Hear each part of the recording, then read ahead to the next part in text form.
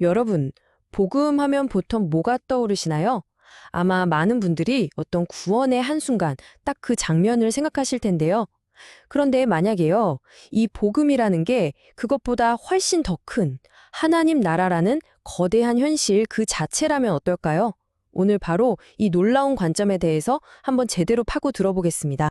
자, 이 모든 이야기는요, 결국 아주 근본적인 질문 하나에서 시작됩니다. 바로, 나는 무엇을 위해 믿는가 하는 거죠. 혹시 우리의 신앙이 이 세상에서 내가 원하는 걸 얻기 위한, 일종의 도구가 되어버린 건 아닐까요? 예를 들면 성공이나 건강 같은 것들이요.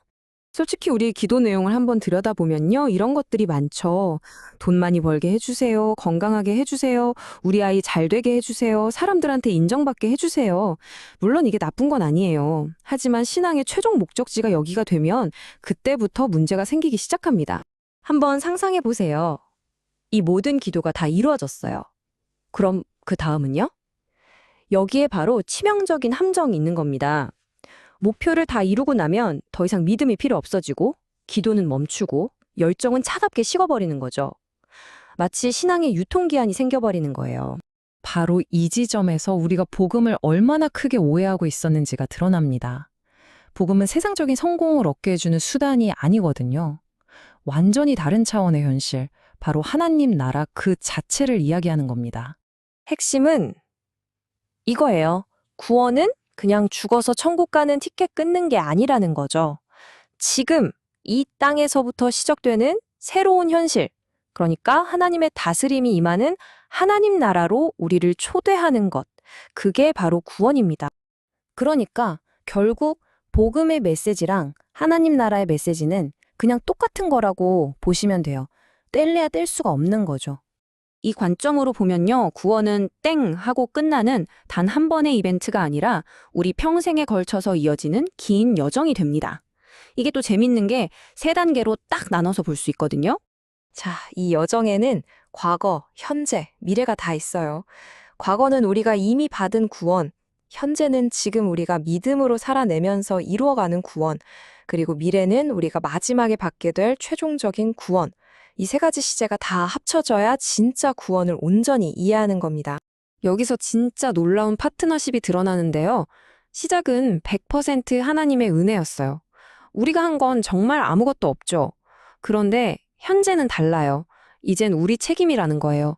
믿음으로 순종하면서 그 나라를 오늘 여기서 살아내는 것. 그게 우리의 역할입니다. 심지어는요, 우리가 지금 어떻게 사느냐가 우리가 과거에 구원받았다는 걸 증명하는 유일한 증거가 된다는 거예요. 말로만 믿는다고 하고 삶이 전혀 하나님 나라 백성 같지 않다면 글쎄요, 그 과거의 구원도 진짜인지 한번 돌아봐야 한다는 거죠. 자, 그렇다면 현재의 삶이 이렇게나 중요하다면 도대체 우리의 믿음이라는 걸 어떻게 써야 할까요? 이게 바로 우리가 너무 쉽게 빠지는 함정, 세상적인 믿음의 사이클이에요. 기도를 막 해서 원하는 걸 얻어요. 그럼 어떻게 되죠? 기도가 필요 없어지죠. 믿음도 그냥 창고에 넣어두는 거예요. 결국 막다른 길로 가는 겁니다. 하지만 믿음의 방향을 하나님 나라로 딱 틀면 완전히 새로운 사이클이 시작됩니다. 이건요, 외부 상황이랑 상관없이 계속해서 생명이 솟아나는 그런 마르지 않는 샘과 같은 거예요. 이게 바로 하나님 나라의 진짜 능력입니다. 환경 자체를 바꾸는 게 아니라 그 환경을 압도하고 정복해버리는 거죠. 그래서 가난한데 기쁠 수 있는 거고, 몸은 아픈데 마음에 평안이 있는 거예요. 왜냐? 내 안에 있는 하나님 나라가 내 바깥의 세상을 이겨버렸으니까요. 자, 지금까지 우리가 나눈 이 모든 이야기들을 단 한 문장으로 압축한 예수님의 말씀이 있습니다. 정말 유명한 구절이죠. 때가 찼고 하나님의 나라가 가까이 왔으니 회개하고 복음을 믿으라. 이 짧은 문장 안에 우리가 알아야 할 모든 게 다 들어있어요. 한번 네 부분으로 나눠서 뜯어보죠. 첫째, 때가 찼다. 이건 그냥 시간이 흘렀다는 게 아니에요. 역사 속에서 하나님이 계획하신 바로 그 디데이, 그 결정적인 순간, 카이로스의 시간이 드디어 왔다는 선포입니다. 둘째, 그 나라가 가까이 왔다. 이건 뭐냐면 저 멀리 있는 꿈 같은 이야기가 아니라 이제는 바로 우리 코앞에 손 뻗으면 닿을 곳에 와 있다는 거예요. 문만 열면 들어갈 수 있는 현실이 된 거죠. 셋째, 그래서 우리가 해야 할 일은 회개하는 것입니다.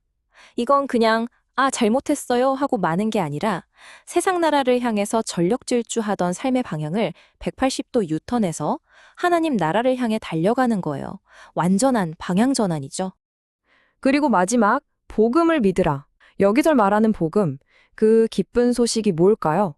바로 하나님 나라가 가까이 왔다는 그 사실 자체예요. 그리고 믿음은 그 나라로 들어가는 문을 여는 단 하나의 열쇠인 셈이죠. 결국 복음은 우리에게 묻고 있습니다. 언젠가는 다 사라질 나만의 작은 왕국을 짓느라 평생을 쓰시겠습니까? 아니면 영원한 하나님의 나라를 위해 오늘을 사시겠습니까?